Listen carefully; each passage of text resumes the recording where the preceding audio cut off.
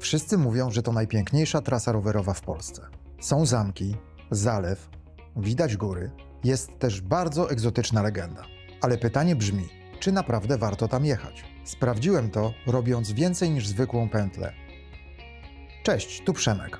Ten odcinek to nie będzie klasyczna relacja. Takich znajdziecie w sieci mnóstwo.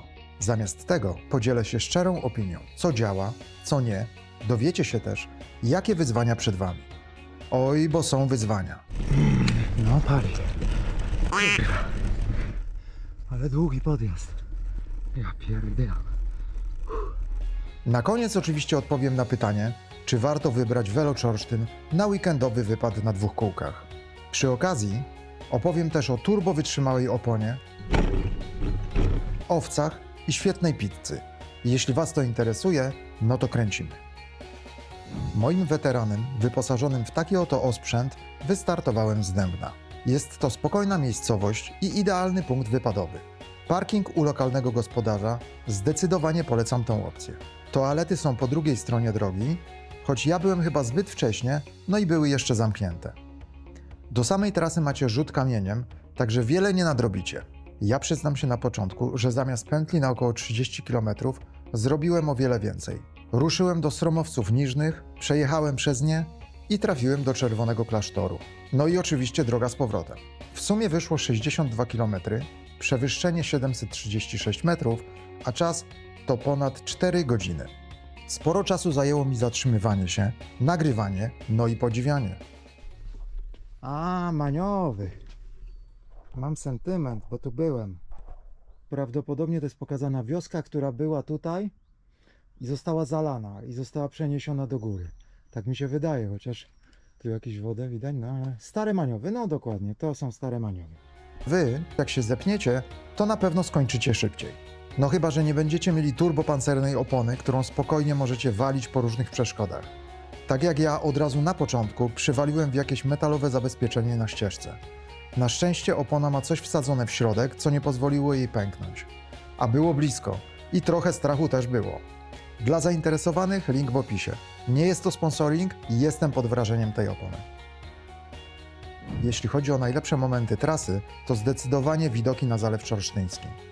Poza tym, po jednej stronie macie ruiny zamku Czorsztyn, a po drugiej zamek w Niedzicy. Ale najlepsza jest taka jedna polana. O tutaj. To z niej widać oba zamki jednocześnie. Na jej początku jest marina z żaglówkami, zdecydowanie robi klimat. To właśnie tu wyłapałem bonus. Stado owiec. Biegały, beczały, zawracały na ścieżce, były totalnie nieprzewidywalne. Świetne doświadczenie. Dalej zderzycie się z dość mocnym podjazdem. Nawet są challenge na strawie. Także jest grubo, jest mocno. Ja widziałem ludzi, którzy prowadzili elektryki. Kurde. A teraz jest grubo. Podjechaliśmy, dobre. Mogło być więcej takich, choć ciężko. Dobra, teraz sobie zjemy tortilla z dżemem na zimno. Wilk pies. O kurde, no nie, to jest niezłe, ale szału nie ma, nie? Ale lekkie. Dobre nawet, takie zimne naleci. Zmieniam zdanie, dobre. No może 2 zjem. I będziecie mogli ruszyć dalej. Właśnie do Sromowiec Niżnych, gdzie warto zerknąć na 3 korony. A jeśli interesuje was ten szczyt, to zapraszam na film silent hikingowy, który jest na kanale.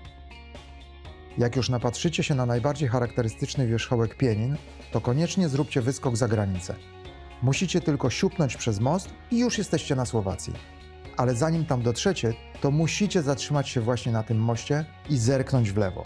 Macie tu piękny widok na 3 korony. Po kilku selfiakach możecie ruszyć dalej, bo po krótkiej jeździe dotrzecie właśnie do Czerwonego Klasztoru. Jest to zabytkowy klasztor Kartuzów położony na słowackim brzegu Dunajca. U stóp 3 koron. Jego nazwa pochodzi od charakterystycznych czerwonych dachówek pokrywających budynki klasztorne. Jedną z najbardziej fascynujących postaci związanych z Czerwonym Klasztorem jest brat Cyprian, mnich żyjący w XVIII wieku. Legenda głosi, że skonstruował on lotnię i jako pierwszy człowiek w historii odbył lot nad Pieninami. Szybował z 3 koron w stronę klasztoru. Teraz już możecie ruszać dalej. No chyba, że zgłodnieliście, to polecam pizzę w pizzerii L'Arte del Sud. No a na deser canolo, coś wspaniałego i kalorycznego. Ale to nie problem, bo dalsza droga nie będzie łatwa. Czekają Was podjazdy. Ło, pokonaliśmy to. Teraz czuję. Nóżki trochę palą, ale dobrze, nie jest źle, nie zajechane. Tak ogólnie dobrze się czuję. Zjazdy, no i zapora. To z niej rozpościera się cudowny widok na taflę zalewu, no i można zobaczyć przepływające promy. To właśnie jednym z nich możecie sobie skrócić trasę i przeprawić się na drugą stronę. Ale ja tego nie polecam. Z tamy jest piękny widok na zamek w Niedzicy. W jego murach podobno ukryto inkacki skarb. Przemycony został przez księżniczkę Uminę. Miała ona uciec z Peru z całą rodziną. Ciekawe, czy skarb gdzieś tam jeszcze jest. Okej, a teraz przechodzimy do plusów i minusów. Oczywiście mega subiektywnych i nie każdy musi się z nimi zgadzać. Nawet lepiej, nie zgadzajcie się z nimi. I tu sekcja komentarzy jest zdecydowanie dla Was.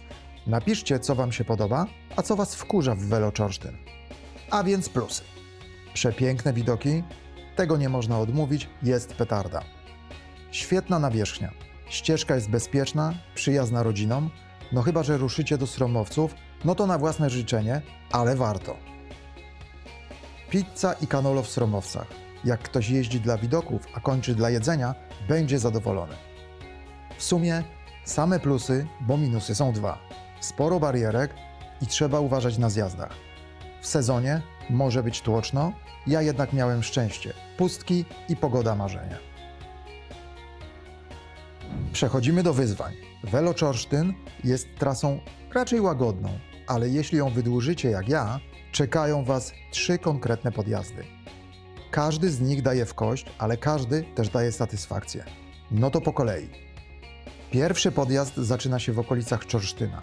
Na strawie to tak zwany RDD Challenge Czorsztyn Zamek. 1,26 km długości, 119 metrów przewyższenia i średnie nachylenie 9,4%. Drugi podjazd czeka Was w Sromowcach. Na strawie to Climb Flisaków. Tu podjedziecie prawie 2 km, 97 metrów w górę, przy średnim nachyleniu już mniejszym, ale jednak 5,2%. No i na koniec klasyka. Podjazd w Falsztynie. 1,32 km, 83 metry przewyższenia, nachylenie 6,3%. Tu często widać rowerzystów prowadzących rower. I nie ma się czego wstydzić. Wnioski? Jeśli jesteś początkujący, dasz radę, ale być może nie wszystko na siodełku. Jeśli masz trochę doświadczenia, będziesz się dobrze bawił. A jeśli lubisz wyzwania, to te 3 podjazdy sprawią, że pętla, którą objechałem, nie będzie tylko spacerkiem. Czy Veloczorsztyn to najlepsza trasa rowerowa w Polsce? Nie wiem, ale na pewno jest jedną z najbardziej klimatycznych i widokowych. Dla mnie warto w 100%. Świetna opcja na dzień, 2, z rowerem, aparatem i otwartą głową. A jak komuś będzie mało, pieniny czekają. 3 korony, Sokolica, spływ Dunajcem. Wybór należy do Was. Dajcie znać w komentarzu, czy już tu byliście, a jeśli nie, to kiedy planujecie. A jak komuś mało widoków, to zapraszam na filmowe trekkingi w Pieniny. Ciao! I poszło pięknie, żeby się tylko nagrało.